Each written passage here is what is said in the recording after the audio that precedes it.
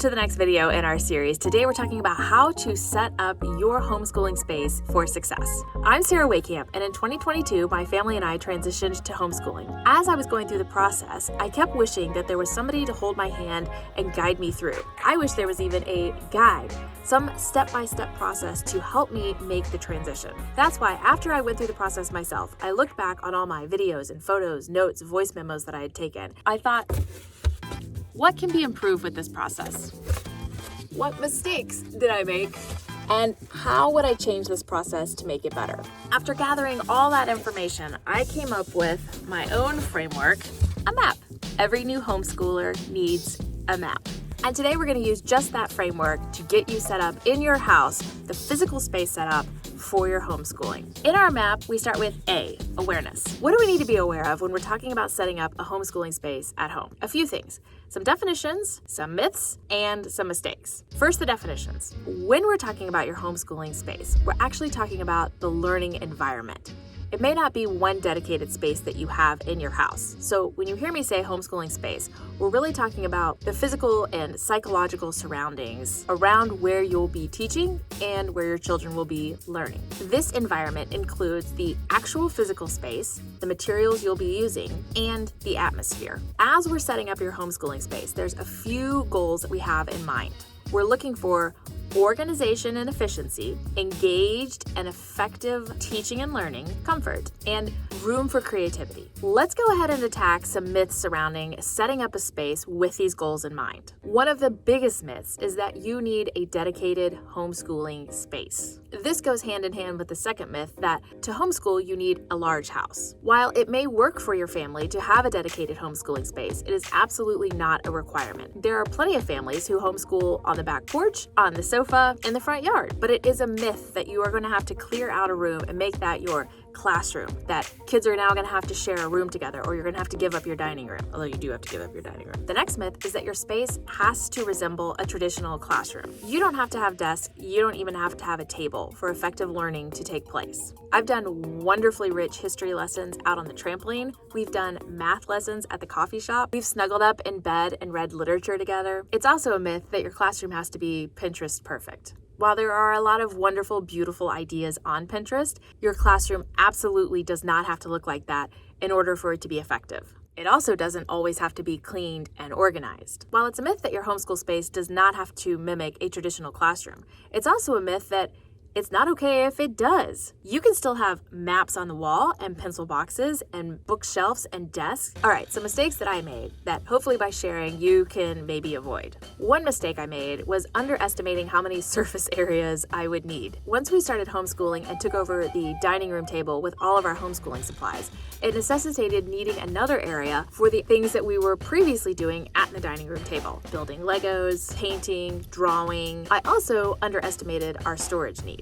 I'm very glad that Chris suggested that we get a bigger bookshelf than what I thought was necessary, because we absolutely filled it up very quickly. And maybe the biggest mistake that I made was caring what other people thought when they came into our house. I didn't want the first thing that they saw to be our spelling charts or our grammar rules taped right up to the wall, which is a great segue that leads us into our second step of setting up our space, which is mindset. It can be hard to wrap your brain around the idea that you have school now in the place where you live.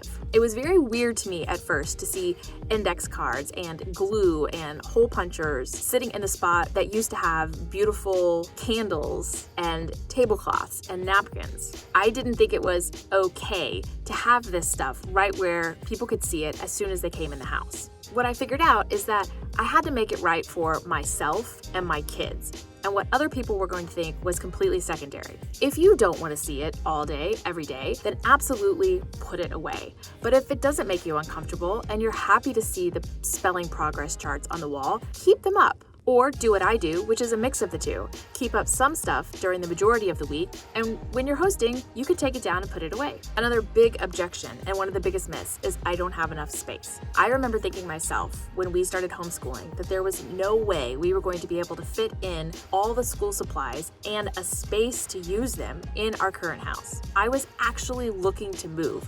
We were looking to buy a different, bigger house. Thankfully, I had read so many places moms talking about not needing a dedicated space. and not starting by clearing out a room and filling it with all your homeschool stuff. By starting just at a table and seeing how that worked and using that as a gauge for how you may need to grow. You don't want to end up going and buying a bunch of bookshelves and desks and chairs and clearing out rooms and repainting only to find out that you never actually use that space. You just do everything on the living room sofa. Thankfully, I took this advice, and when we started homeschooling, we just started doing it in the dining room. It was the formal dining room that we really only use for Thanksgiving and Christmas anyways, so we had a big clear table there that we could use, along with room for bookshelves and a buffet behind the table that, as mentioned, used to hold napkins and silverware and now holds paper, clay, markers, and index cards. If the objection keeps coming up for you, I don't have enough space, I would encourage you to just try. Pick one space, whether it's the kitchen table, the dining room table, the coffee table in the living room, and try it for a week or two. See where people naturally gravitate and where they feel most comfortable working. Another mindset issue that might come up for you is that homeschooling is going to take over your house.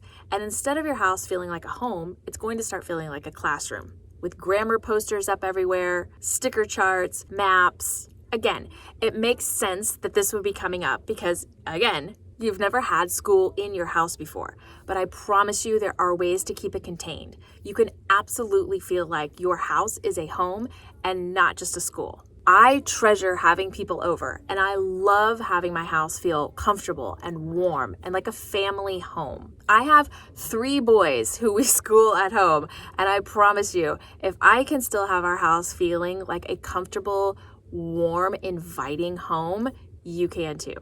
All right, let's jump into the third step. Action.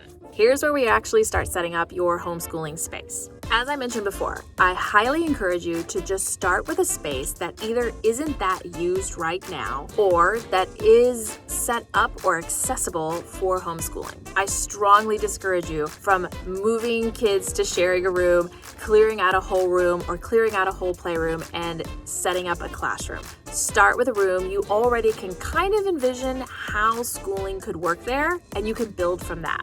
As you start thinking about this space and setting it up, I encourage you to start small. A bookshelf is a good place to start because it's assured that you will absolutely have books, binders, materials that you need to keep organized. You will definitely fill up your own shelf, so count yourself in for a shelf when you're looking for a bookshelf. Next, think about a place that you want to keep school supplies. This could be one of those round little Lazy Susan guys that you turn on the table. This could be a drawer that you have set aside with bins inside. Each of our kids has their own pencil box, their own shelf on the bookshelf. In the center of the table, we have a rotating caddy that has pencils, pens, markers, glue, etc. And then I have another separate school supply caddy over in the corner that keeps things that we don't use quite as often and don't need to grab as frequently, such as paper, dry erase boards, dry erase markers, index cards, stickers, etc. My husband also bought me quite possibly my favorite thing in the world, which is a trapper keeper. I absolutely love it. I have a list below of the items that we started with when we started homeschooling, and then the things that we built in as we went that we noticed that we needed or would be helpful. It's always a good idea to have some baskets,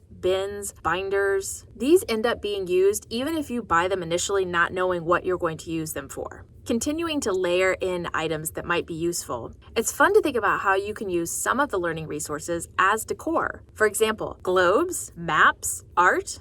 That way you can keep a lot of these resources out in the open and they're still pleasant to look at. In our homeschool space, I'm cognizant of the lighting, of the smells, of the sounds. These things are as important as any storage container that you can buy. It's nice if you can have a few lamps, maybe some candles nearby, if it's in a place with windows where you can see outside to the grass and the trees. No matter where you decide to start, I can promise you that your space will grow and evolve. That's why the last step is very important. P, process. This is the step where you step back and reflect on what's working and what isn't. Are you right by a noisy air conditioner that's going off all the time? Does the trash truck come by and distract everybody? Is the technology too far away from the Wi-Fi signal? It's not until you start actually doing the work that you start getting this information, and then you can pivot as you need. You may have to use a different room in the house entirely. Then you'll be really glad that you didn't go to great lengths or expense to set up the whole classroom. Whatever it may be, the most important thing is that your homeschool space